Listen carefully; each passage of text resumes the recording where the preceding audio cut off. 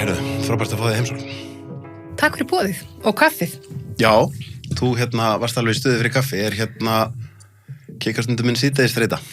Já, þetta svona fundaþreyta. Þannig að þeir búið að vera nokkri fundir svona í beit, þá stemning fyrir mjög sterkum kaffi. Hvernig það einmitt að þú veist, ég ætla að gefa mér svona starf kalli á rosalega mikið af fundum og að sitja einhver málþing og svoleiðis, og ég svona það er langt síðan ég, eftir ég var sjálfstæðsstarfandi, að ég verði eiginlega svona einhvern veginn að hreyfa líkamann reglulega, annars staðna ég bara og ég verð miklu þreyttari, Hvernig, að því maður horfir stundum á Alþingi og tala nú ekki að vera ráðherra, að það bara, þú veist, maður það bara ná í næsta kaffibolla og smá sykur aftur og aftur og aftur. Já, og ég sé bara, ég skil ekki hvað ég að fitna. Allavega í dómsmálaráðundinu þetta nú ekkert eitthvað rosa mikið á einhverjum svona málþingum eða svoleiðis. En þetta ráðuneyti sem svona í samanburði við önnur með rosalega margar undirstofnanir. Þannig að þú veist, þú svona eins og maður eigi mörg börn með sem eru ólík og hafa ólíkar þarfir. Þannig að mikil fundarhaldi í tengslum við það, þú veist, þetta lögreglan, þetta landhelgisgæslan, dómstólarnir í landinu, sýslumaður í landinu, landhelgisgæslan. Ég í samskiptum við biskupsembættið út af lögunum þjóðkirkjuna, mannréttindamálin. Það sem gott við þetta sem fólk brosir oft yfir því ég segir, þetta er mjög skemmtilegir málaflokkar. Ég ætla einmitt að fara að spyrja það, Já, það er alveg djús í þessu og þetta eru allt málaflokkar sem að fólk hefur skoðanir á. Það er rosa mikil pólitík í dómsmálaráðundinu, ég meina það hafa allir skoðanir á útlendingamálum. Þú veist, núna það rosa mikil umræðu fangelsismála því bara staðan það mjög slæm, en það er bara svona pjúra refsipólitík. Þannig landhelgisgæsla núna og þetta banderómál, landamærin og skipulög brotastarfsemi og svona. Þetta er mjög fjölmiðla sólgi í ráðuneyti, það er alltaf eitthvað í fréttum sem varðar þetta ráðuneyti. Þannig að manni leiðist ekki. En þú veist, kaffidrykkan að fara upp. Og nærði ekki að trappa það niður, nærði að fara í eitthvað frí eins og svona sumar og svona? Já, ég fór alveg frí í sumar og það var bara fínt. En minna frí en ég hefði haldið. Og það þetta líka, þú veist, held ég bara Ísland, að við erum svo nálagt. Þú veist, á Íslandi ef eitthvað í fréttum og þá kannski bara fyrsta símtal bara að fá viðbrögð frá ráðherranum frekar en forstjórastofnunarinnar eða Ég man einmitt eftir því, það kom svona tímapunktur þegar ég var að vinna á fréttastofunni þar sem að ég fannst þetta svolítið þreytt einhvern veginn að það ætti alltaf að vera að fá viðbrögð frá ráðherra yfir öllu og ég segi svona þú veist, ef við viljum að ráðherrann okkar funkari þá geta þeir ekki verið að svara símanum 24 tíma sólarhring, Nei, og bara vera einhver álitsgjafar. Nákvæmlega, Þannig að það er alveg pínur svona áhugaverðu tendens og svo, þú veist, ef að ráðherrann svarar ekki þá eins og sé gera eitthvað rangt. Og jafnvel í einhverjum pínulitlu málum sem að ráðherrann ætti ekki að vera að svara fyrir, Nei, því svo það þetta líka mjög sterkt stef og það var líka allir skoðun á því, þú veist, að ráðherrann ekki verið að vasast í öllum málum. Það maður bara svona samt, það verður þá að virka í báðar áttir. Akkurat. Ekki biðja að vera að vasast í öllum málum. En hvernig ég myndi að hugsa um þetta ráðuneyti þegar fólk þegar það ríkisstjórnarmyndun og það verið að pæla í hver fyrir hvaða ráðuneyti þá maður einhvern veginn svona hugsa að þetta væri ekki efst á óskalistanum einmitt út af því að veist, það hefur fólk krökklast úr þessu ráðuneyti út af fjölmiðlaumfjöllun. Bara mjög mikið, Einmitt, það er bara rosalega starfsmannavelta á dómsmálaráðherrum. Já, því maður hugsa þú veist, þetta er engin smá mál, fangelsismálin, lögreglan, dómsmálin og núna náttúrulega kannski eitthvað sem mætti þið segja sé stærsta hitamálið á einhvern nátt sem eru innflytjendamálin. Já, absolutt. Og ég myndi einhvern veginn segja að þú hafi hingað til komist mjög vel frá þessum sérstaklega innflytjendamálinu svona almennt miðað við hvað mikil hiti í málárunum að þá veist mér ekki vera mjög mikil hiti á þér. Nei, takk fyrir það, ég ætla að taka þessu hrósi en það mikil hiti í þessum málum en það alveg rétt að það þetta dálítið breytt landslag hér á þingi. Þú veist, þetta voru rosa mikið pólar og ef maður þetta svona einfalda sjúkla, þetta ekki alveg sangjant, þetta voru þeir sem eru bara lokuð landamæri og hinir sem eru bara opið sama hvað og ég held að bæði þing og þjóð sem í dag komin aðeins inn á, það þarf þetta reglur þetta eins og allt annað og það þarf einhverja funksjón í regluverkinu hér eins og allstaðar annar staðar. Þú veist, við erum fámenn eyja, við þurfum fólk til landsins, atvinnulífsins vegna, við erum með háskóla hér, súrefni háskóla alþjóðlegt samstarf, við viljum laða fólk til landsins. Ég eindregið þeirra skoðunar að við eigum sem þjóð að sýna það í verki, að við viljum taka á móti fólki á flótta, en við verðum að hafa stjórn á þessum málaflokki eins og öllum öðrum. Og skýrasta dæmið að það hafi kannski eitthvað farið úrskeiðis í því þegar okkur fjölgar frá 2017 til 25 50.000 manns og þetta gerðist ekki út af einhverju stefnu, heldur bara stefnuleysi. Stundum finnst mér umræðan vera eins og þetta hafi bara verið 50.000 hælisleitendur og það þetta ekki þannig, það lítil sneið af þessu. En þetta hefur þetta áhrif á innviði, þú veist, til dæmis bara nýji stóri Landspítalinn okkar sem teiknaður upp út frá ákveðinni sviðsmynd bara hvar við verðum stödd í fjölda í kringum 2040. Við erum búin að ná þeirri tölu. Akkurat. Þú veist, sjúkrarúm þurfa að haldast í hendur við hvað búa margir hérna. Þetta sést í grunnskólanum okkar, það kennar að fara að tala ég með 6 börn sem eru með annað móðumál en íslensku. Það bara fínt, en skólinn þarf að vera undir það búin. Það þá kannski annan kennara inn í stofuna. Við heyrum þetta alls þar. Tvennt sem að kemur til, mér langar svolítið að ræða með mitt, þú veist, bara svona kerfin og hvernig kerfin og infrastruktúrin getur ráðið við eins og að tala núna. En hitt kannski, þú veist, þetta að minnst eitt af því sem að Kristrún gerði vel og þess vegna náði samfélkingin held ég, eina ástæðan fyrir náði því flugi sem hún náði fyrir utan bara ákveðna svona persónutöfra hennar og að það svona ákveðið common sense. Já. Að þú veist, það ákveðin angi í samfélkingunni sem að hún sagði, þú veist, þið verðið þó bara, ég ekki að fara að hlýða ykkur, sem svolítið þetta kannski svona bara opin landamæri og allt fyrir alla. Og má segja... Hoppa inn í einhver mál bara fyrir fjölmiðlum. Já, og þá hugsa maður, sko, þú veist, þurstir þú þegar að því að má segja eins og segja, það að koma meiri samstaða ákveðna hluti almennt yfir línuna. Þurstir þú að mæta einhverju mótlæti innan úr ríkisstjórnarflokkunum við það að vera kannski að taka á þessum málaflokki svolítið á þann hátt sem bara svona, við viljum alveg vera með mannúð en við verðum líka bara að horfa á hlutin eins og þeir eru, sko. Ég meina heiðarlegt svar bæði Viðreisn og Samfylkingin eru frjálslyndir flokkar í þessum málaflokki. Frjálslyndari heldur en margir aðrir flokkar. Og þannig að þú veist, þetta er alveg taug í flokkunum.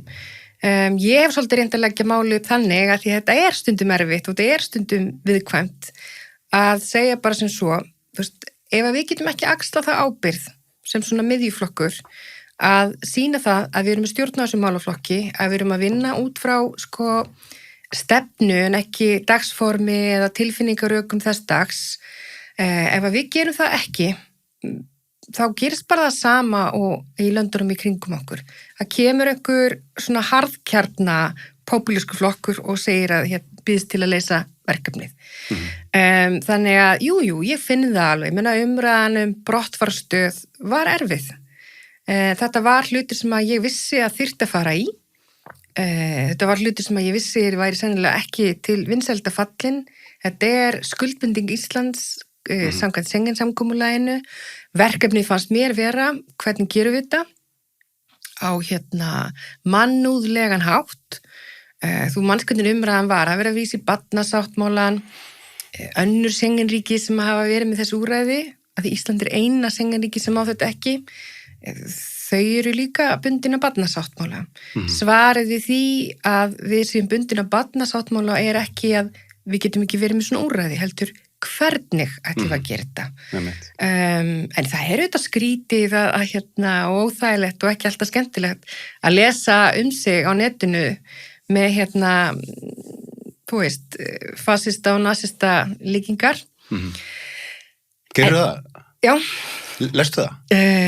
Nei, ég er í fráhaldi en maður sér þetta nú samt Ég myndi alltaf að segja, sko, ég skil það mjög vel, það er rosalega mannlegt og ég held að í stóru myndinu hefur orðið ákveðin sveigja hjá stjórnmálamönnum almennt eftir að samfélagsmiðlar fóru að vera svona öflugir, að það er ákveðið fólk sem er mjög hávært þar, að það verður smá freistni vandi að bara, það er mjög mannlegt að vilja ekki vera að fá skít og skömm mjög mikið. Það er ekki gaman að láta skamma sig. Nei, og þá sérstu svona aðeins að því, sko, að því að hinaröndina, ef þú vilt sýna fólki mannúð, þá held ég að þú gerir það einmitt með því að taka dálítið hart á ákveðnum hlutum í þessum málaflokki, af því að, þú veist, og nú tala ég kannski smá, þú veist, með aðra sína út af því að kona mín kemur frá öðru menningarheimi og það sem ég óttast bara skilur, og ég þekki mjög mikið af góðum innflytjendum minna og mikið af góðum múslimum, hverjir verða verst fyrir því ef að það er bara liðið að hinga koma, þú veist, ég tala bara mannamál, múslimar sem að horfa bara þannig á konur að þær séu bara skíturinn undir skónu þeirra,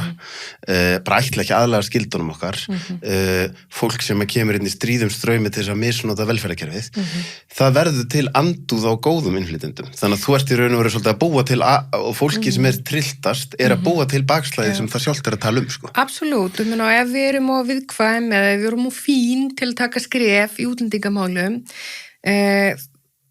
afleiðingarnar því verða nákvæmlega þessar sem þú segir og þegar að til dæmis bara þessi kraftmikla fólksfjölgun verður 50.000 manns á 10 ára tímabili, styttri tíma, þá er það rosalega fínn jarðvegur fyrir bara óvinsamleg viðhorf í garð allra útlendinga. Akkurat. Samt erum við öll sammála það að við værum ekkert að reka spítalan okkar ef það væri ekki fyrir erlent vinnuafl. Ferðaþjónustan okkar, allir frábæra veitingastæðinir í Reykjavík, mjög mikið af þjónustu, inn á hjúkrunarheimilunum annað, en líka inn í nýsköpunarfyrirtækjunum og svona. En þetta er nefnilega algjört kjarnaatriði að ef við öxlum ekki þá ábyrgð og við höfum bara ekki bak í það að taka sér ákvörðun sem þarf að taka, stundum þarf það að vera bara býsna hart, það þarf alltaf að vera skýrt, þá hefur það áhrif á fólk sem er. Til dæmis umræðum glæpi, að, þú veist, þegar tala skipulega brotastarfsemi, þess að þetta sé allt saman bara útlendingar í fangelsum, þú veist, allir útlendingar á Íslandi sitja þá undir þessum stempli. Akkurat. Maður svona hugsa þú veist, ég reyndi þegar þú ert að segja þetta og hugsa hvað gerðist eiginlega, því mér finnst fyrir ekki svo mörgum árum, kannski er það bara hópurinn sem ég umgirst eitthvað, þá upplýði ég einhvern veginn eins og það væri alveg eitthvað rosalega lítill hópur á Íslandi sem væri á móti innflytjendum. Svo gerist eitthvað og maður hlutaði er bara gremja fólks út af því að það sér í fjölmiðlum glæpi sem oft á tíðum eru ungi kallmenn að koma frá stríðsjóðansvæðum, misnotkun á kerfinu og aðri hlutur og fólk kannski bara eitthvað að vinna mikla vinnu til að reyna að borga reikninga og það bara verður og hittir síðan kannski svo óbeint annað, þó sé bara fólk sem er að koma og vinna í ferðaþjónustunni. Það þarf að búa í einhverju húsnæði, það er á leigumarkaði, leiguverð þrýstist upp, Íslendingar verða pirraðir og það verður einhver svona hringrás neikvæðra viðhorfa. En maður hugsa sko, því þetta er náttúrulega dálítið vandasamt út af því þú hugsa kannski þetta er brjálæðislega mjög vandasamt, því það sem gerir þetta svo vandasamt er að hugsa sko, ef maður hugsa sko það sem væri svona ideal væri að meðal innflytjandi ef ég sletti, væri mjög representatífur fyrir meðal Íslanding, þar að segja að hann væri, og ég man ég hugsaði þetta þegar ég satt inn á Kjarvalundaginn og hugsaði það er ekki mikið innflytjendum hér sko. Nei. Meðal innflytjendu á Íslandi, líka innflytjendur sem eru, þú veist, bara hann er ekki á Kjarval og hann er ekki í Melabúðinni. Bara harðduglegt fólk sem er að vinna okkur vinnu, en það er ekki endilega, þú veist, að sækja sömu veitingastáð Íslandingar út af því bara að það er í lægri tekju. Þannig að þú hugsa maður lönd kannski eins og þú veist, það eru alls konar vandamál það líka, eins og landi eins og Katar eða Sameinuðu arabísku furstadæmin, Dubai, að það er einhvern veginn mjög mikið af hálaunuðum störfum fyrir innflytjendur. Mjög mikið innflytjendur sem eru þar beinlínis að fara þangað bara því það fá miklu betur borgað heldur en í heimalandinu, jafnvel þó að heimalandið sé sko Evrópuland og þú sést með menntun. Þannig að þú veist að fá, og þá er maður ekki að gera greinamun á, þú veist, á manneskjunni, einhver maður sem kemur úr frá Gaza eða einhver hámenntaður tækni sérfræðingur sem fer að vinna fyrir díkót eða eitthvað, þeir eru alveg sama rétt sem manneskjur. En ef við erum bara með þetta svona kalt að reka samfélag, þá aukast líkundur og það verði til, sem kannski ljóta orðir yfir eitthvað svona gettó, eða það verði til, þú veist, að útlendingandir fari bara að vera einhvern veginn í sínum parti af samfélaginu og þá eru þeir ekki að kynnast Íslendingum, þeir eru meira bara að halda saman innbyrðis og á endanum verður bara eitthvað svona rosa splitt á milli Íslendinga og útlendinga. Já, ég meina það er orðið. Og það held ég aftur að kemur inn annan punkt að þessi bara kraftmikli innflutningur á fólki á þessu tímabili sem að mér finnst því svona skoða gögnir hvað var að gerast. Veist, þetta var ekki einhver stefna, þetta var algjört stefnuleysi. Og ég myndi segja... Í hverju fólst stefnuleysi? Ég menn, þetta eru bara random ákvarðanir. Þetta er engin langtíma sín og þetta er einhvern veginn verið að pota í þessa reglu í dvalarleyfinu og ég menna, túrismin er að blómstra og stjórnvöld vilja styðja við það. Það eru að lækka alls konar viðmið, það eru að opna reglur einhvern veginn án þess að skoða. Og veist, ég sem lögfræðingur upptekinn af því að reglur þar hafa áhrif á breytni. Stundum hafa þær ekki þau áhrif sem við viljum að þau hafi, stundum hafa þau oflítil áhrif en þú ert að senda skilaboð. Og það var einhvern veginn ekki verið að skoða hvernig dansaði þessi skilaboð saman, hvernig muni þetta líti út eftir 5 ár og ég meina ég held að við höfum verið að því út að tala um hvað störf þetta er í þessum löndum sem þú nefndir, að Evrópubúar flytjast og bara hækka í launum. Þarna var bara verið að flytja inn stéttaskiptingu, út að flytja inn fólk til að vinna í störfum þar sem laun eru lægri og eins og segir, þetta fólk fór ekki á kjarval eftir vinnu, situr ekki þar með laptopin að drekka 1000 krónum kaffibolla, þau eru bara ekki að því. Þau eru heldur ekki að kaupa sér nautalund í melabúðinni og þú veist, eru ekki með okkur í gusum hvað það nú er, skilur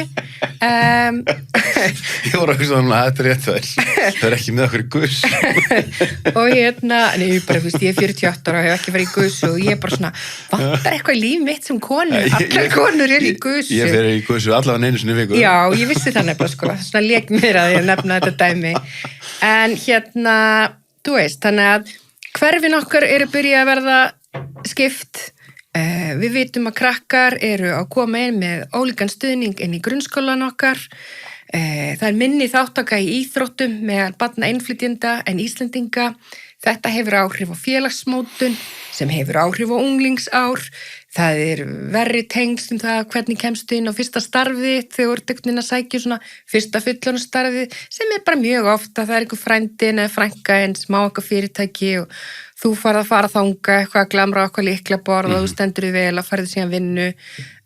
Þú veist, ég á bara við, allar þessar ákvarðanir skipta máli og þess vegna er ég einhvern veginn að reyna að horfa á þetta þannig, þú veist, að það sé einhver stefna, við horfum til reynslu annarra ríkja, hugsa þetta út frá jafnvægi í samfélaginu, hvað viljum við, hvað þolum við, þá erum við að hugsa bara ávinning þess að fá fólk, til móts við einhverja þingsli á innviði og síðan bara sem ég fyrst stundum vant í samfélagi, kröfur. Kröfur til fólk sem að kemur hingað, kröfur til okkar móttökur. Eitt sem ég sá til dæmis strax var að við erum að skrapa botnin í samanburði við Norðurlöndum það hvað stuðning við veitum til íslenskunáms. Finnar, Svíar, Danir hafa allir einhvern veginn hort á þannig, tungumál og auðvitað félagslega tengsl er lykillinn að því að einhvern veginn smellin í samfélag. Auðvitað er þetta aðeins breytt í dag með enskun og allt þetta, en auðvitað sérstaklega mikilvægt með krakka. Þú veist, þá verðum við að halda vel utan þetta, tryggja það sem ég er raunverulega kennsla og annað því umlíkt.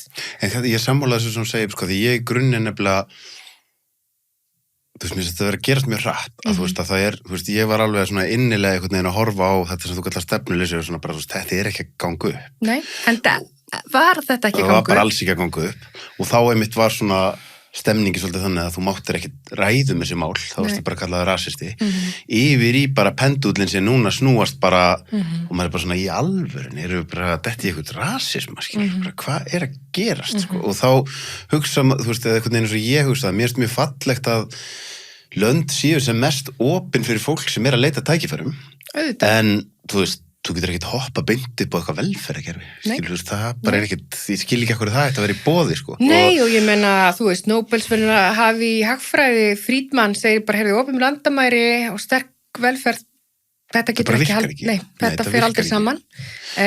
Þá þýðir það samt ekki að við sem að fara í lokuð landamæri, heldur hvar ætlar að vera. Nei, Við maður stundum hugsar við að vera mikið að tala um lokuð landamæri sem maður heyri hérna í sumi fólki og sumi flokkum. Bara, þetta er svona eins og þegar fólk er til í skattahækkanir á einhvern annan hóp. Algjörlega. Brexit var smá lokuð landamæri, Bretar hata þetta.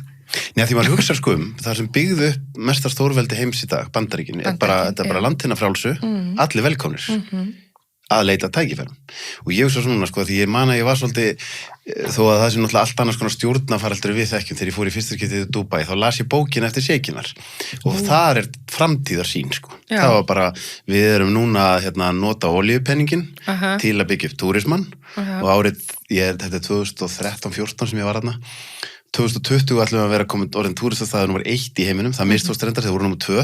Ok, já. Svo erum við að byggja upp Það er samt kannski ekki failure. en svo erum við að byggja upp besta menntakerfi í heimi og 2030 og það að vera þarna og við ætlum að reyna að fá mesta hæfileikaríkasta fólk heimsinsingað. Það er alveg bara sín og það er einmitt landið mjög opið, sko. Já. Þú veist að núna sturtast fólk til Dubai til að opna fyrirtæki Já. út af því bara skattalega er það mjög hentugt, skilur og allt þetta og þá hugsa maður þú veist einhvern veginn, ég held að þetta með að loka landamærum sé skref í átt að efnahagslegri hnignun. Ekkert annað, ég meina maður heyrði að tímabili, þú veist að því við ætlum að tala um Evrópu eftir, en á tímabili var miðflokkurinn að svolítið að tala um það inn á þingi, sko ef við náum ekki stjórna á þessum fólksflutningi þá verðum við bara hætta í EES-samstarfinu, sem er bara frjálst flæði fólks, fjármagns, þú veist, þetta væri slík árás okkar lífsgæði, efnahagslíf, atvinnulíf. Stundum finnst mér við svona aðeins gleyma því hlutirnir eru að virka eins og virka út af því að það er skynsamlegt regluverk hérna. En hérna, ég er alveg sammála, þetta á að vera hérna opið og aðgengilegt í samhengi við háskólana, í samhengi við rannsóknir, en kröfur. Þú veist, þú flyst ekki til landsins og ávinnir þér öll réttindi svona og líka þetta að hugsa eins sko, að þú ert að nefna Dubai og svona. Það var sett einhver svona regla sem er svona hljómar rosalega vel, mjög opin dvalarleyfi fyrir sérfræðinga fyrir nokkrum árum síðan, þetta eru hjá síðustu ríkisstjórn. Hugmyndin bara flott, eitthvað vítaminskotin í íslenskt atvinnulíf. Veiklingin var sá, það var eiginlega engin kríterja það hvað er að vera sérfræðingur. Er einhverja menntakröfur í því eitthvað og við sáum þetta bara, þú veist, í stóri mannsalsrannsókn núna, vinnumansalsrannsókn að hérna meintir þolendur í því máli, og ég segi meintir að því máli er ennþá til rannsóknar, að hérna fluttur inn sem sérfræðingar í Pad Thai. Akkurat.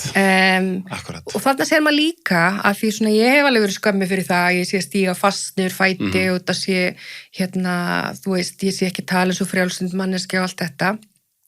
En ég trúi bara svo rosalega sterkt á það að ef þú ert með blöndu á því að vera með mjög opna reglur og mjög lítið eftirlit, það er mjög hættuleg blanda fyrir fólk sem er í veikri stöðu. Þarna er einhver atvinnureikandi sem að flytur inn alla þessa sérfræðinga, þeir vinna hjá honum, þeir eru í húsnæði á hans vegum, háður honum allt og ekkert eftirlit. Ekki góð niðurstaða. En hvernig er sko að því nú fékk ég alveg nýja einsýn í kerfi þegar við vorum að sækja dvalarleyfið. Já, svo að segja mér á hann. Og þá hugsa ég svo mikið, því nú hef ég ekki verið í stjórnmálum og ég hef heldur ekki verið í að reka stofnanir. Nei, þú ert að prófa fyrir stjórnmál. Kannski einhvern tímann. Ég myndi hugsaði það daginn, ég sagði sko, þegar ég var 30 þá fannst mér alveg vera best að öllum til þess fallin að fara í stjórnmál og svo núna er ég ekkit endilega viss ég væri, en ég er örugglega alveg miklu betur til þess fallin. Heldur þá? Ég held að sé svona oft þannig að sko, þegar þeir sem halda að þeir séu bestir í þetta hlutverki er ekki endilega þeir sem við þurfum í hlutverki sko. En allavega, ég fór að hugsa þá sko, hvernig er hægt, að því þú nefnir að stíga niður fast fæti, hvernig er hægt að sko, það sem ég upplýði gegnum þetta ferli okkur, já, nú er verið að stíga niður fast fæti og það er verið að stíga fætinu niður líka á röngum stöðum, sem er bara svona, hér er ég, Íslendingur, búin að búa hérna allæfi, ég kynnist konu, þú veist, og aftur ég ekki að fara í manngarinn álit, en þú veist, hún var efst af 200 nemendum í háskólanáminu sem fekk skólastyrk í 2 löndum, með háskólamenntun, var í skiptinám í Schengen. Ferlið var eins og við værum einhvers konar sambland af glæpamann og flottamanni, sko.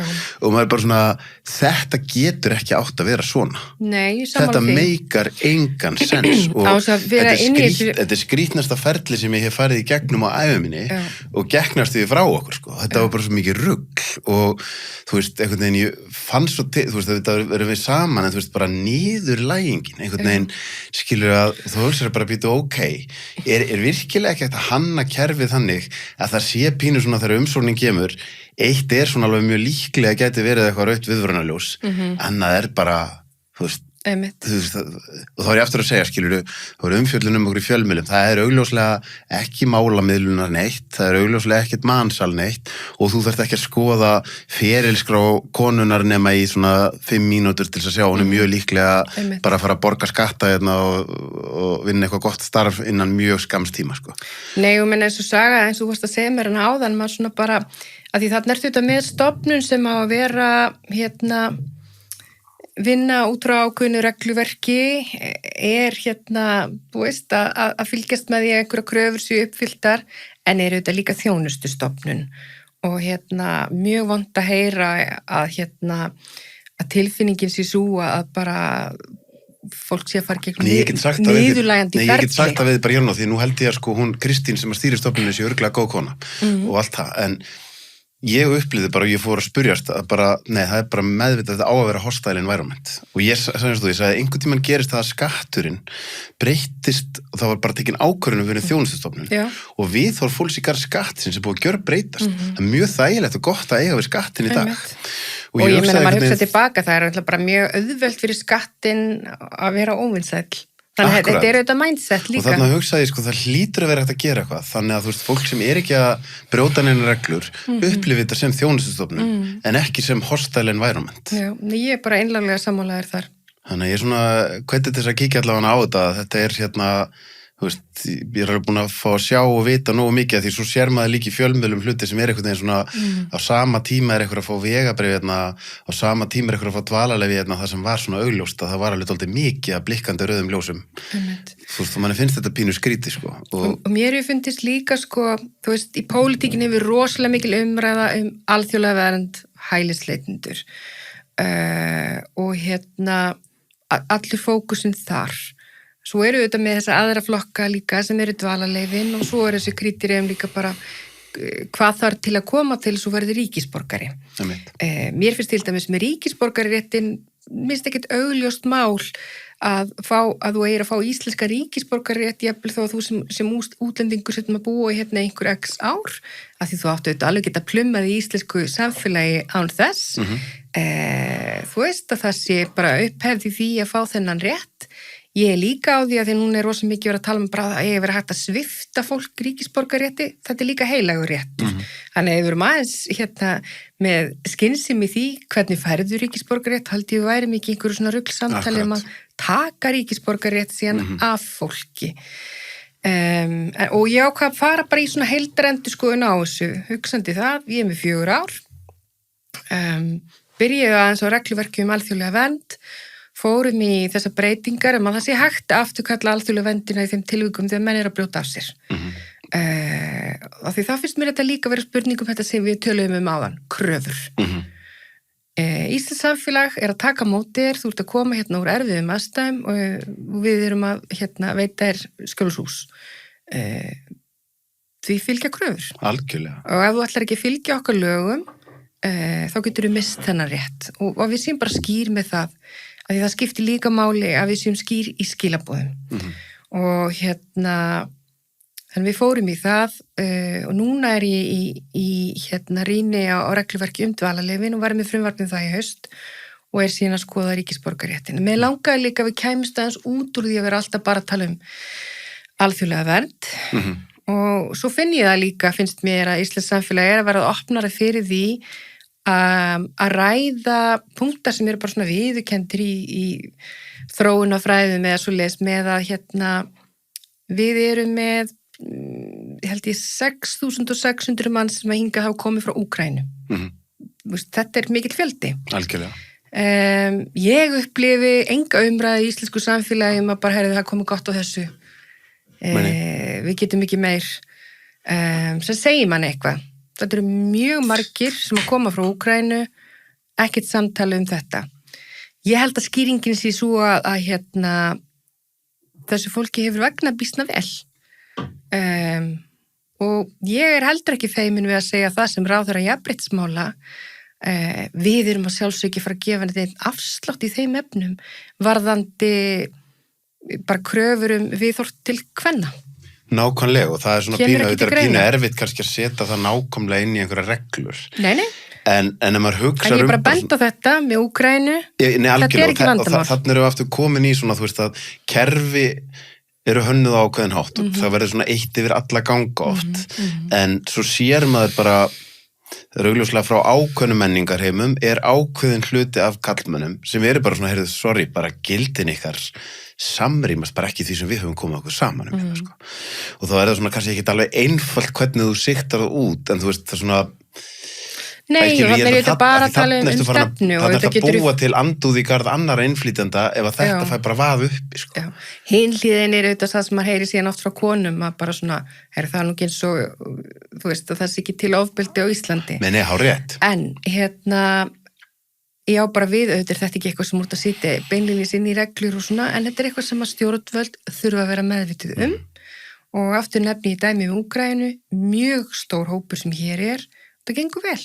Og það ekki einmitt, þú veist, það var náttúrulega oft talað Pólverjana líka, skilur, sem komið yngar vinna, það einhvern veginn, á einhvern nátt eru kannski gildin svolítið svipuð og, þú veist, það ég meina, fólk sem að koma frá þessum þjóðum með vinnusemi, eins og Íslendingar, skilur, og það svona, aftur, getur kannski ekki verið að gera eitthvað mjög mikinn greinarmun og, en þú veist, það eru, þú veist, í grunninn sömu trúarbrögð kannski, eins og í Pólandi, þú veist, það ákveðin innbyggð, fólk ákveðin vinnusemi og það var svona, þú veist, það eins og aðlögunin þarna gangi bara frekar hratt og þá það meira hitt sem ef að fólk frá þessum löndum fyrst og fremst bara komið í láglaunastörfin, þá það kannski vandamálið. Hvernig hægt að, en það eins og svona aðlögunarferli per se gangi bara frekar vel, sko. Svona almennt. Já, og það það kannski líka eitthvað fyrir sko heimamenn eða Íslendinga að skoða, þú veist, hversu opin við, þú veist, það sé hann önnur umræða. Ef þú átt barn og svo pólskt barn í bekk með þínu, hvernig ertu? Ég sá þetta rosa vel þegar að ég flytti til Bandaríkjanna. Var í Bandaríkjunum í 3 ár, með fyrirverandi manni minnum og við vorum þá með 2 litlar stelpur og við fórum bæði í nám, byggum í New York og ég var svo hissa á því þegar maður var að mæta bara svona fyrsta dag í skóla og leiða litlar stelpur sem var þetta feimin og skildi ekki orð en þú veist, það voru foreldrar að koma til okkar og bara, eru þið nýja fjölskyldan þú veist, getum við hjálpað ykkur, vantar ykkur bækur fyrir þær að lesa og þú veist, koma með köku og eitthvað fyrir okkur og ég var alveg bara, hefði ég gert þetta heima? Nei, það held ég að sé að talað Bandaríkin aftur, það er svona ákveðnir hlutir sem ég held að séu mig fallegir þar að þú veist, þegar þú ert eitthvað staðar í New York eða eitthvað þetta bara hrærigrautur á alls konar fólki úr öllum heimslutum og maður sér líka, þú veist, eins og í París og svona stöðum og þá held ég að sé bara börn í margar kynslóður hafa bara alist þannig upp að þú veist, fólk kemur hvaðan að og þú ert ekki með nánustu fjölskyldi með þér. Einmitt. Það ekki, amma og afi ekkert endilega í borginni, þau búa bara ykkur öðru fylki. Þannig að það og þau hitti þau bara í þakkagjörð, þannig að hringurinn einhvern veginn nágrannar þínir ef eitthvað kemur upp á og þá þarf að hringi einhvern, þú veist, þá það bara eitthvað annað foreldri í bekknum. Ég held að sé alveg við svona ákveðnu hlutur einmitt þar sem að við gætum alveg aðeins svona skoðað hvernig getum gert 100% þetta hafði rosalega áhrif á mig að sjá þetta þegar maður einhvern veginn svona fautalegur alveg bara, akkur þau að gera þetta og svo bara, þau eru bara almennileg. Einmitt, algjörlega sko. Langaði áður en við förum í umræðan með SPE, að tala þú veist, hvernig að þú veist að tala að vera með langtíma stefnu og þú hefur 4 ár, en svo einmitt bara svona slökkva elda frá degi til dags. Þú veist, að fara í fjölmiðla viðtöl, einmitt eitthvað málþing, eða það þessi stofnun eða þetta, þú veist, hvað, þú veist, þegar manneski kemur inn í svona ráðuneyti, hvað getur hún haft mikið rými til þess að vera að verja tímanum sínum í bara svona alvöru stefnumótun af því að maður átt að sjá því að kerfin geta verið mjög þung Já. og svona bara seig og maður þarf alveg að vera með mjög mikla stefnu og geta sett mikið púður í það ef maður ætlar að ná að Já. breyta skipun eitthvað á þessum 4 árum af því þetta, þú veist, Tekur tíma. þetta er þungt í vöfum, sko. Já. Í daglegu samingi þá er þetta bara ákveðin kunst að bara svona ná stjórn á sínum degi. Að það sé bara, þú veist, jú, það eru fundir og alls konar dagskrá en að fara sín að vera svolítið selektífur á segja nei við þessu að því að nú ætla ég að vera að vinna hafa tíma bara til að hugsa og hafa tíma til að vinna. Það er eitt. Síðan þarftu bara að vera dálítið grimmur í því að hugsa, þú veist, eins og manni finnst stundum ein fréttavika vera löngu þunga því það er eitthvað leiðindamál í gangi, þá finnum við okkar 4 ára ógeðslega stuttur tími. Einmitt. Þannig að bara, ég ákvaða bara því komin að mér langaði að stíga inn í málaflokkun kynbundið ofbeldi. Þar er ég svolítið að hugsa, við erum heimsmeistari í jafnréttismálum en það er alltaf þetta eftir. Alltaf skrýtnar tölur í ofbeldismálum. Það er þetta ekkert bundið í Ísland en við getum gert betur. Þannig ég fór í það að skoða heimilisofbeldismál og er með ýmsar aðgerðir í smíðum þar. Síðan bara öryggismál í stóra samhenginu, bara fjölgun lögreglumanna. Ég er með nokkur frumvarp í haust sem eru svona aðgerðir gegn skipulagðri brotastarfsemi sem að færa löggunni og ákæruvaldinu svona bara betri verkfæri í skúfunni sinni til að ná tökum.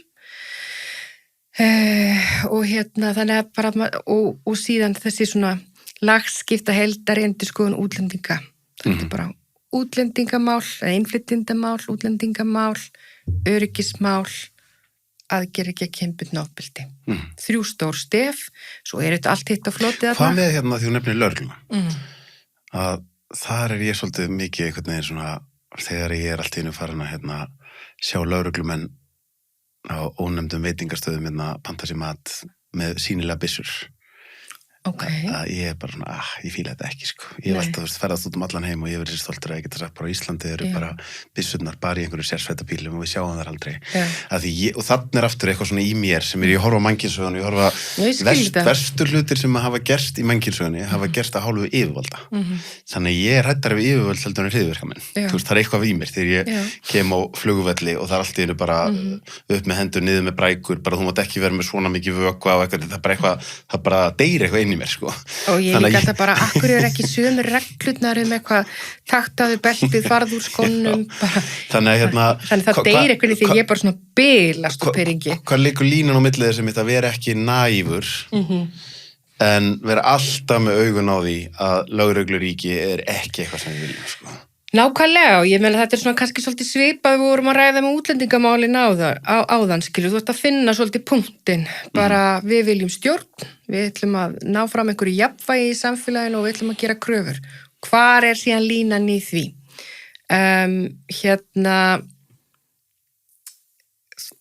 Þú veist, og það er þetta bara verkefnið, en mér fannst ég svolítið sjá að þegar við skoðum bara tölur lögreglu, menn og konur á Íslandi, bara per 10.000 íbúa eða per ferðamenn, þetta eru lágartölur, við höfum setið eftir og þetta er afleiðing hruns og við höfum einhvern veginn aldrei náð okkur almennilega upp úr því. Þegar ég skoða, hvaða heimildir hefur lögregla, bara í samanburði við lönd eins og Danmörku, Svíþjóð og Finnland, þetta er ekki lögregluríki. Þá erum við líka eins og eftir. En ég held maður þurfa alltaf að vera með þessi glerugu á sér sem að þú nefnir, þú veist, réttindi borgarans og heimildi ríkisins.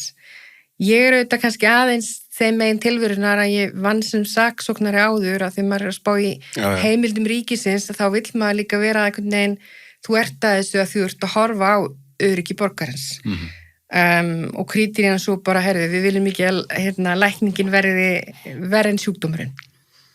Þannig að þú veist, ég hafa ekkert einfalt svar við þessu, en mér finnst ég finna að það er miklu meiri skilningur á því núna í þessu málaflokki, að því vorum að tala um breytingarnar í viðhorfum í útlendingamálum, það er meiri skilningur á því í dag finnst mér að þegar ég til dæmis segi,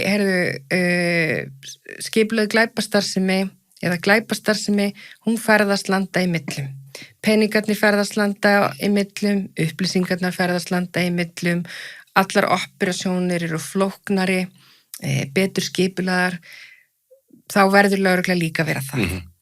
Þú veist, þannig að ef þú sem stjórnvald, ef þeir eru alvara með því að ná árangri, þá verður lögreglan, þú veist, getur ekki verið bara í heilbili mót á meðan að brotahóparnir eru það ekki.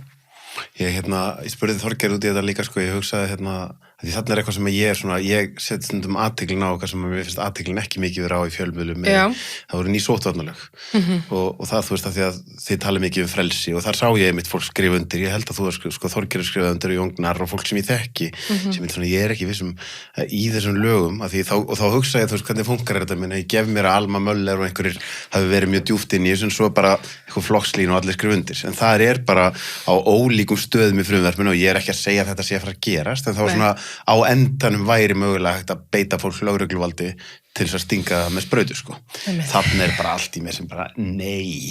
Og ef ég væri í stjórnmálum, þá myndi ég seinþrættu þetta vandræði, en þarna myndi ég bara vera í ræðupúlt og bara, hvað erum við að gera? Þú veist, ef við ætlum á einhvern tímann að tala um frelsi, þá hlýtur að hafa frelsi yfir eigin líkama, sko.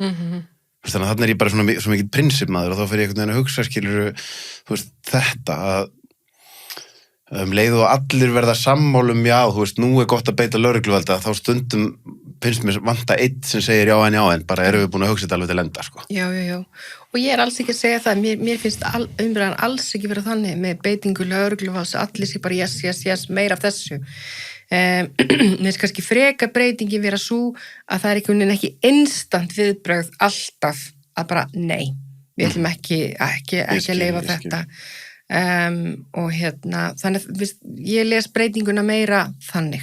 Þú ert líka að tala við eitthvað sem svolítið yktur, sko, ég var að koma út úr flugvél núna einmitt daginn og þá allt í einu, sko, talandi með þennan pendúl sem að svingar og við höfum verið bara í einhverju stefnuleysi, allt í einu kem ég út úr flugvél og leiðin til Þýskalands og landgangur bara teftur, af hverju að því það eru lögreglumenn á endanum að skoða passan hjá öllum.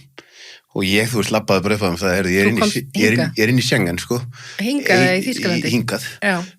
Ég ferðast rosa mikið á milli Schengenlanda. Eigið þið eitthvað að vera að gera þetta? Já. Ég á ekki telt ég að þurfa að sýna ykkur passa minni, sko. Nei. Og þú veist, þarna aftur er bara svona, þú veist, ok, kannski er þetta eitthvað móðþró í mér, en að svissast frá því að það séu bara eitthvað ferðaskrifstofur í Venezuela bara að hjálpa fólki upp á velferðarkerfi og vinur mig var að vinna í velferðarsviði Reykjavík og borga bara, það er bara fólk að koma frá Austur-Evrópu sem þekki kerfið miklu betur en ég, sko, og það er bara með einn tilgang að fara upp á kerfið yfir í að bara, við ætlum að fara alveg í hinn áttina. Já. Þarna er ég alltaf að orfa hana pendúl að þegar að almenningsáliti svingast nógu mikið í einhver átt, þá fer pendúlinn alveg í hinn áttina og þá er ekki svona nei, heyrðu, reynum að láta hann stoppa inn í miðjunni, sko, það sem hann á að vera. Og ég veit ekki hvort að vísi í flugvöllinum, en þetta er held ég eitthvað líka sem að það eru að læsa á heima á Íslandi og í því samhengi er alltaf dálítið hollt að hafa farið einhver ár búðannast þar, en að því að við erum fá og þetta er frekar einsleitt samfélag, þá gerist þau þetta rosa hratt að svona, trendarnir okkar verða líka mjög sterkir. Mjög ýktir. Og veist, á miklum hraða. Förum aðeins í ESB, því ég veit að þú ert tímaþröngu, kendur þessum tíma. Hvað þinn flokkur er náttúrulega svolítið, þú veist, svona aðal ESB-flokkurinn þannig, þó að samfélkingin sé alveg með í grunninn, að þá svona finnst manni þau alveg slá hana varnagla og ennþá meira svona einhvern veginn, við erum ekki að fara að samþykja neitt en við sjáum góðan samning og allt þetta, sko.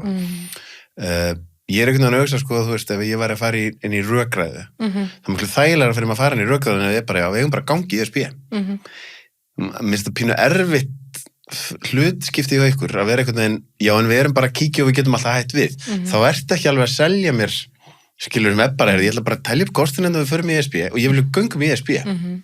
Já, ég get verið alveg heiðarlega með það að, þú veist, ég er miklu nærði að vera þar, að við hefðum bara farið í viðræður og síðan fengið þjóðin að kjósum samning. En, þú veist, ég held samt að allir þingmenn og ég myndi mér öll þjóðin sér þar að svo kemur einhver samningur á borðið, einhver svona, skilningur á því hvað það myndi þýða.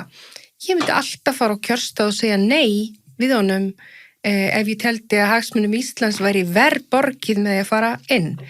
mín grunninnstilling kannski bara svo að ég bjartsýn á að það verði hinn niðurstaðan. Hvað væri, ef við erum núna, það eru bara, þau eru tölum saman bara 8 dagar í þetta. Já. Ef þú verður að selja mér akkur ég ætti að segja já. Núna? Já. Þá myndi ég reyna að segja við þig að þetta er ofboðslega varfærið skref að segja já núna. Og ég reyndar þeirra skoðunar að þeir sem eru bara grjótharður á móti ættu bara að vilja fara í gegnum þetta, sjá hvað þetta er og kannski hafa það rétt fyrir sér og bara Ísland mun leggjast í eyði þegar að samningurinn birtist, þá er bara búið að slátra þessu umræðefni eitt skipti fyrir öll. En af því að ég væri að tala við þig og þú væri svona opinn fyrir þessu og að hugsa þetta, myndi ég kannski segja tvennt. Þetta er mjög varfærið skref núna, að segja já við því að fara inn í þessar viðræður. Sjá raunverulega, ekki bara einhverja getgátur heldur bara sjá raunverulega hvað þetta þýðir. Svo myndi ég frá mínum bæjardyrum tala við þig ég sé þetta sem rosalegt tækifæri og að því vorum að tala póla áðan, þá finnst mér mikill hávaði í orðræðinu sem stýrist á ótta og hræðslu. Ég er alveg svona dálítið spennt því ég hugsa þetta. Hvað þýðir þetta fyrir íslenskt atvinnulíf, aukna samkeppni? Hvað þýðir þetta fyrir nýsköpun á Íslandi? Hvað þýðir þetta, þú veist, samkeppni, neytendamál, augljósa stefið í þessu, þetta alltaf gjaldmiðlinn, evra og vextir og allt þetta. En mér finnst, þetta er tækifæri og mér finnst augljóst mál að vilja skoða þig. Ég myndi alltaf segja einmitt að frá fyrsta degi hefðu þú átt að fókusa á seinnipunkt sem eru tækifærin, en ekki, þú veist, jú, þessi varfæri skref, en ekki selja fólki að þessi engin kostnaður við þetta skref, vegna þess að það segja jú, það fer tíma og orki í það. Umræðan mun mikið snúast þetta. Þetta kostar pening og við gætum, þú veist, við erum ekki alveg með, þú veist, einhverjir tollasamningar og aðri hlutir sem geta haft áhrif á þá. Þannig minnst einhvern veginn ef ég að vera að tala við mig bara sem fullorðna og klára manneskju, ekki selja mér þessi engin fórnarkostnaður við að segja já. Þú veist, minnst einhvern veginn það að vera heildast ég var ekki því. Nei, minnst það að vera svona í staðin fyrir að sé bara, það er fórnarkostnaður, en einmitt, það eru mikil tækifæri og þau eru það stóra fórnarkostnaður en algjörlega þessi virði. Mér svolítið að hafa verið talað við fólk eins og þessi engin fórnarkostnaður og þú segir bara hálfvitið ef þú segir ekki já. Já, ég skilði þig. Ok. Ég meina, mér finnst það augljóst málum en ef þú leggur einhverja vegferð og ætlar að skoða eitthvað, skoða það af opnum huga og skoða það af alvöru, það krefst ákveðna vinnu. Mér finnst kannski úr hinni áttinni vera svolítið mikið, ef negið vera svolítið lítið í sér. Íslensk stjórnsýsla er ekki að fara að lamast við það að skoða þetta samhliða öðrum verkefnum. Það er einfaldlega ekki þannig. En jú, þetta mun kosta pening.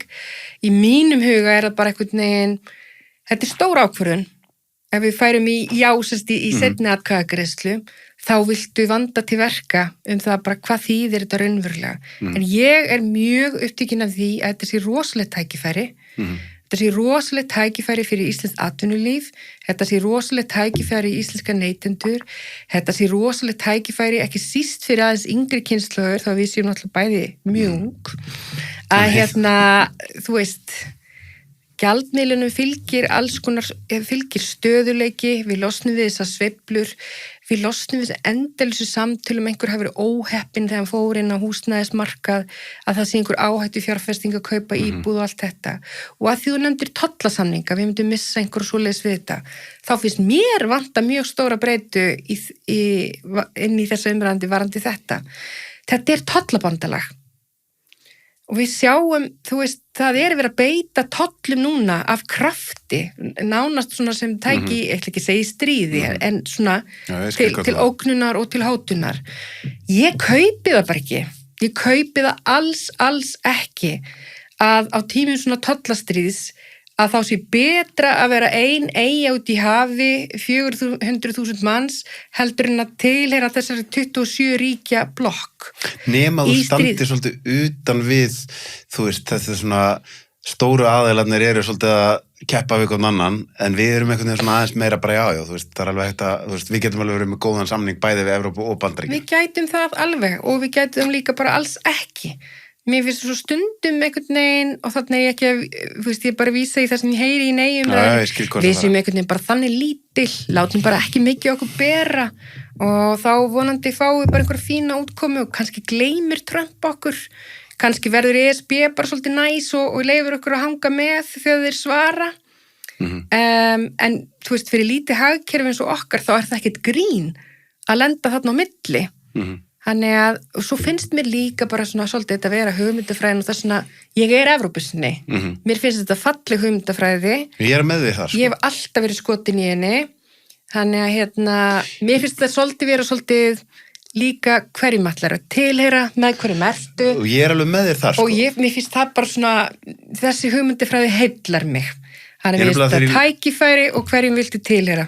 Þegar ég lærði þegar ég lærði stjórnmálafræði hjá Baldri Þórhals, þá þurfti maður að, þá var kúrsafnum Evrópu og Evrópusambandi og þá fannst mér þetta vera, ég var alveg þarna, sko. Bara fríðabandalag, frelsi fólks og fjármagns og einmitt þetta, ég er talsmaður frelsis, bara overall, sko. En svo, þú veist, finnst mér svona kannski á síðustu 15-20 árum finnst mér búrókrasían hafa orðið og mikil. Og þar er ég líka bara að horfa á Ísland, að mér finnst einhvern veginn svo stærsta hlutverk eins og opinbera núna, sé að skera niður hjá henni opinbera. Að því þetta er næstuð eins og eitthvað tregður lögmála, það er alltaf þetta að setja meiri útgjöld, en svo bara rosa erfitt að ná þeim tilbaka og mér finnst, það kom að tímabil í COVID þar sem ég hugsaði, sko, erum við bara nálgast punkt þar sem maður verður ekki hægt að snúa tilbaka, því að það var bara, ég man ekki hvað var stór hluti af Íslendingum sem var bara á framfæri hins opinbera og það var bara allt súrefni farið og ég tala sem einstaklingur sem, sko, alla minn fjölmiðlaferil þegar ég var launamaður, þá var ég að vinna hjá einkafyrirtæki og svo fór ég úr því yfir ég að vera bara að reka mitt fyrirtæki sjálfur. Þannig að ég svolítið kannski svona verið að horfa á bara í mínum geira niðurskurðin hjá einkafjölmiðlum miðað við RÚV og það er bara engu saman að jafna. Og þetta er á svo mörgum sviðum þegar að Þorgerður var á mér, þá satt Ingileif og ég tók sögu og sagði, sko, þú veist, það stóð til á sínum tíma ég yrði aðstoðarmaður ráðherra, þá var ég að stýra Ísland í dag og launin voru þau sömu. Í dag eru ekki sömu laun við að stýra Ísland í dag eða vera aðstofamaður ráðherra því launaskriði hjá hinu opinbera búið að taka langt fram úr hinu. Og ég held að í heilbrigðu hagkerfi sé mjög hæpið ef að sko þú ert með meiri réttindi, hærri laun, betri vinnutíma og allt hjá hinu opinbera. Þá ertu bara að þurrka súrefnið úr einkageranum. Og ég held á endanum töpum við öll á því. En ég held líka þetta sem voru að nefna með bjúrukrasíuna og þú veist og tengja það við ESB. Þá held ég að þetta er bara alveg valið punktur en á sama tíma erum við að tala um að hafa verið svipa trend hérna heima á Íslandi og þessi umræða þekkist líka í Bandaríkjunum þannig að þetta er kannski líka bara einhvern veginn einhver trend á því hvernig hið opinbera hefur að þróast á 10, 15 og 20 árum ekki bara í Evrópu þannig að og maður heyri það alveg, það er alveg vilji til þess að vinda ofan á þessu þar og það er byrjað maður veit auðvitað ekki hvernig þessi kosning fer núna og ég viðurkenni alveg fúslega, ég verði alveg döpur ef að íslenska þjóðin segir bara herri við ætlum ekki að skoða þetta ég sé það sem glatað tækifæri ég verð líka að segja eftir því sem að lengra líður á umræðina þá finnst mér ég sjá líkindi í kosningabaráttunni umræðinni út í samfélaginu við umræðina sem við sáum í aðdraganda þess að veiðigjöldin voru leiðrétt, að veiðigjöldin voru hækkuð. Þá voru sömu öfl og í dag stýra nei að segja við þjóðina ekki þið samþykja þetta. Þinn að dreifðu byggðir munu leggjast í eyði, sjávarútvegurinn mun flytjast úr landi, þetta verður slíkt högg fyrir atvinnulífið, hlustið á okkur, þetta getur ekki gengið svona. Svo voru þessi veiðigjöld leiðrétt og hækkuð og það gerðist ekki neitt. Sjávarútvegurinn hefur það fínt. Við erum að sjá þetta núna rosa mikið stefum, bara við missum stjórn á auðlindum okkar. MBL var síðast í dag með bara, þú veist, sjávarútvegsfyrirtæki mun öll flytjast úr landi. Ég á alltaf eftir að heyra nei-sinnana segja okkur frá landinu sem er í ESB og misti forræði á auðlindum sínum og benda okkur á landið. Hvaða land var það? Einmitt, og þarna myndi ég alveg segja að því ég einhvern veginn reyni alltaf að vera með gagnrýna hugsun. Mér finnst báðar hliðar verið í ótt, sko, það er svona einhvern veginn, já, hliðin er dálítið mikið, þú veist, það þarf að skoða heimsmálin og þetta með Trump og þetta er allt svona einhvern veginn svoleiðis og nei hliðin einmitt þess sem þú ert að segja. Veiðigjalda. Mér finnst að báðir getur verið bara, ég segi sko, teljandi að ég hafi kynnt mér þetta betur en meðal Íslendingur, ég myndi lærðum Evrópusambandið, búin að veri að vinna við ég held að sé bara Ég held að rosalega sé erfitt secretly skotin í þessu. ég held að sé bara rosalega erfitt fyrir neitt að fullir það að eftir 10 ár sé ég bara alveg 1000% viss að annarkvort já eða nei hafi verið rétt núna. Þess vegna erum við að gera okkar besta til þess að meta þetta út frá þeim forsendum sem við höfum. En þegar einhver er alveg fullviss og hann talar við mig eins og ég bara, ef ég er ekki fullviss, þá er ég bara kjáni. Hvort sem það er nei eða já, þá er ég pínu bara svona, heyrðu, ég held ég viti jafnvel meira um þetta en þú, en ég er ekki fullviss, sko. Það er alls ekki. Og það er líka það er bara pínu flókið, sko. Þetta er mjög flókið og enginn getur vitað. Að því síðan hafa þessi samningar ekki allir verið eins. Nú eru fulltrúar Evrópusambandsins að segja við vitum hver sérstaða Íslands er. Því þið eruð ekki á meginlandinu. Það er haf sem umlykur ykkur og þið byggjum mjög mikið á sjávarútvegi. Við verðum að taka tillit til þess. Þau eru ekki búin að segja svart og hvítu með hvaða hætti. En þarna er svona að vera að segja við vitum, við heyrum, við skiljum. Þannig aftur er ég þá í punktunum þetta er tækifæri. Tækifæri til að skoða og ég held að sé að því þú nefndi kostnað, það getur verið mjög kostnaðsamt að neita líti í áttina tækifærum af því þú glatar þeim. En þá kemur ég eftir að þessu sko hver svo sem niðurstaðan verður er það ekki svolítið mikilvægt að við bara, þú veist, höldum áfram. Jú, það held ég. En ég ætla að leyfa mér að segja hvort sem verður nei eða já, þá er Evrópuumræðinu ekki lokið. Nei, það er alveg rétt, þú veist. En jú, auðvitað.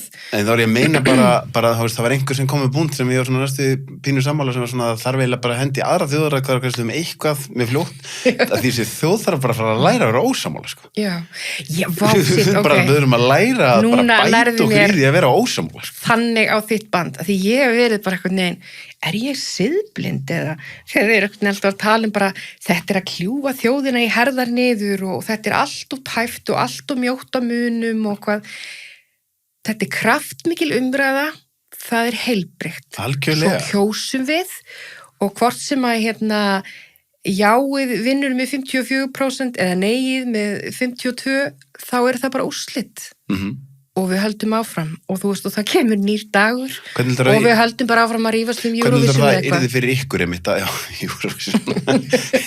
Ekki haft þjóðaratkvæðagreiðslu það. Já, hvernig verður það? Hvernig er það fyrir ykkur að þú veist segjum að neyið verður ofan á? Það eru margir búin að tala um. Þú veist, hvernig er það fyrir ykkur að segja bara ok, þú veist, við vildum kjósum þetta er staðan, nú höldum við áfram og nú fókusum við á það sem er á Íslandi. Hvernig er það fyrir ykkur að ná bara, þú veist, segja bara strik í sandinu og við höldum áfram?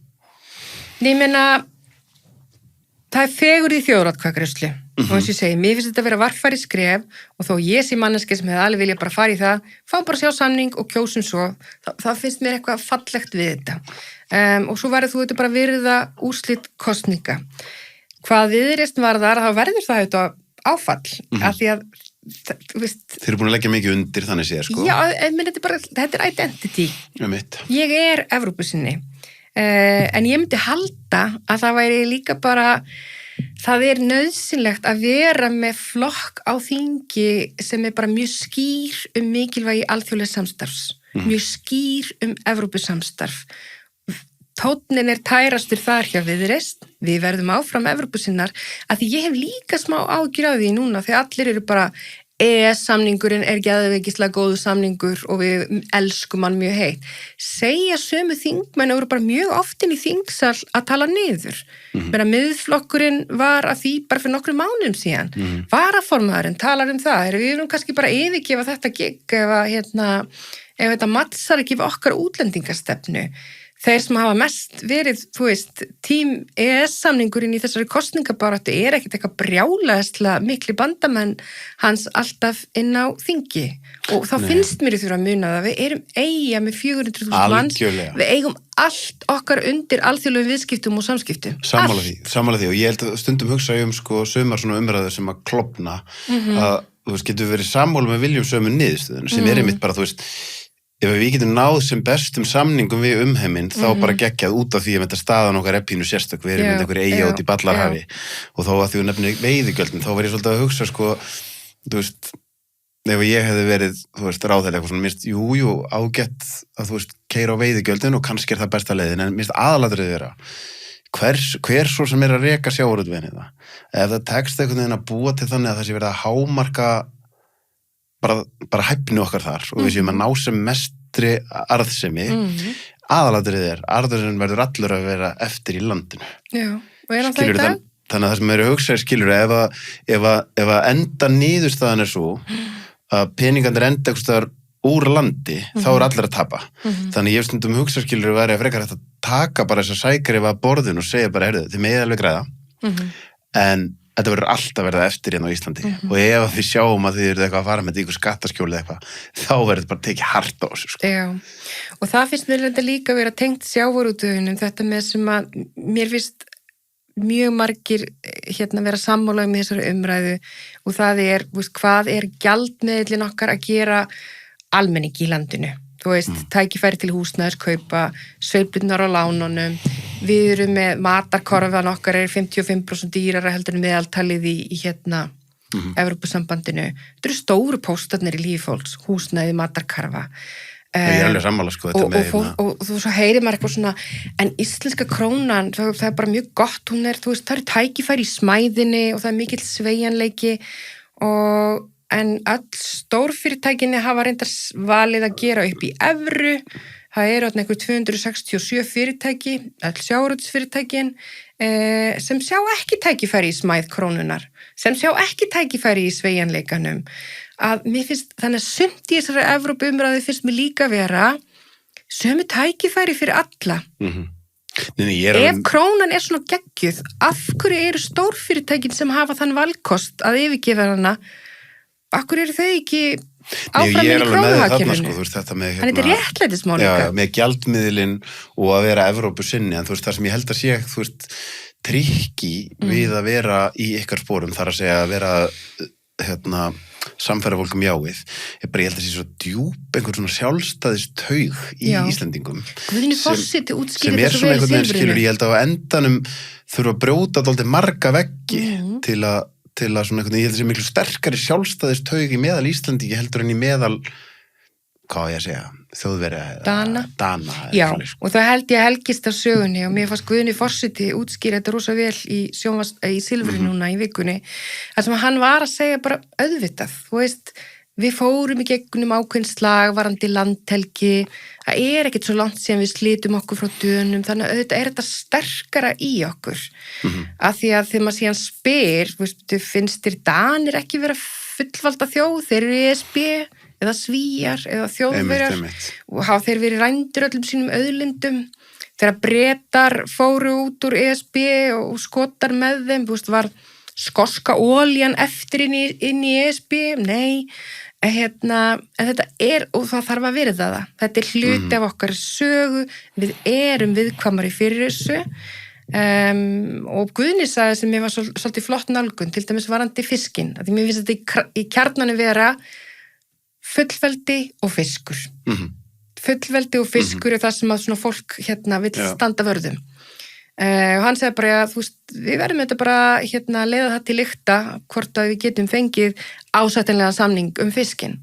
Og spyrillinn spyr, já, og hefur trúið því að það geti gest og hann sagði, það er þetta bara ein leið að komast að því. Samningur. Sjá hann. Og ég held að vera líka klárt mála ef við værum á svona á þessum efnahagsmælikvörðum, ef við værum að mælast neðar, þá væri held ég miklu meiri líkur og jáið þið klárlega ofan á, sko. Þú veist, það er annað sem er, þú veist, þrátt fyrir allt hérna, þá erum við að mælast hátt á þessum, og það er svona önnur umræða sem að mér alltaf hafa verið, sko, það er þessi svona kaupmáttarpælinga, ég held, þú veist, ég veit ekki, ég horfa á að minnst alveg verið í nógu miklum tengslum við venjulega manneski á Íslandi til þess að þetta er bara þetta er aldrei hörðu lífsbaráttur, sko. Bara eitthvað að fólk er bara að vinna mikið og það er bara erfitt að borga reikninga og alls konar, þannig að þú einhver meðaltöl sína einhvern mjög háan kaupmátt, þá svona held ég að það sé alveg bara svona, þú veist, ég horfa á þetta oft þegar ég ferðast og svona rosalegur hraði út af því að við einhvern veginn, það er í okkur einhvern veginn bara að við erum nánast í skuld við daginn þegar við vöknum, sko. Já. Að því að svo dýrt að vera til og einhvern veginn, þú veist, lánin hækka bara að bara ég þarf að hlaupa meira, sko. En ég held að þessi kjarnapunktur sem þú segir með hvað þetta er sterkt í okkur og ég var eitthvað að nördast daginn og skoða, þú veist, hvernig var umræðan í tengslu við NATO. Þú veist, þá var Bjarni Ben eldri og hann er bara að segja, þú veist, á þessum tíma, NATO brjálæðislega umdeilt, þjóðin algjörlega klofin og það var einhvern veginn enginn að tala um þá, herri, við skulum bara hætti þessu samtali, þetta er of erfitt, það er of margir ósamála.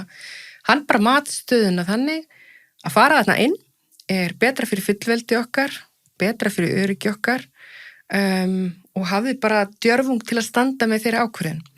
Að því minnst líka en svona, þú veist, þú passar ekki bara upp á fullveldið þitt bara með að tala við engan og vera ekki samskiptum með þetta spurningum að virkja það og segja, herði, við ætlum að fara í samkomulag með þessum, en ekki þessum. Við ekki að gera fröken aðstofakonu glaða og fara að kalla þetta gott? Jú, hún verður stygg annars sko, þetta skapofsamanneskja. Heyrir í okkur? Hvernig bara svona í blálókinu mitt, hvernig það sko, eru þið bara alltaf saman? Við erum rosalega mikið saman og við erum með samstilta tíðarhingi og já, það er svo langaði ekki við þetta. Það er geggjað. Já, og þú veist, ég sé þegar hún er þreytt og hún sér þegar ég er svöng og ok. Það er ekki gott að ég er svöng. Nei, ég fór einhvern veginn að hugsa bara sko, hlýtur að vera mikilvægt að vera með gott aðstofafólk þegar maður er ráðherra því þú vinnur í mjög nánu samstarfi við aðstofafólkið. Og ég er mjög, mjög heppin. Hún er algjör meistari. Yndislegt. Já. Þetta er bara frábært. En þú veist, meistari af skapofsamanni að vera sko. Já, það verður maður alltaf því til haga. Yndislegt. Gott að fá þér. Sömuleiðis, takk hérna.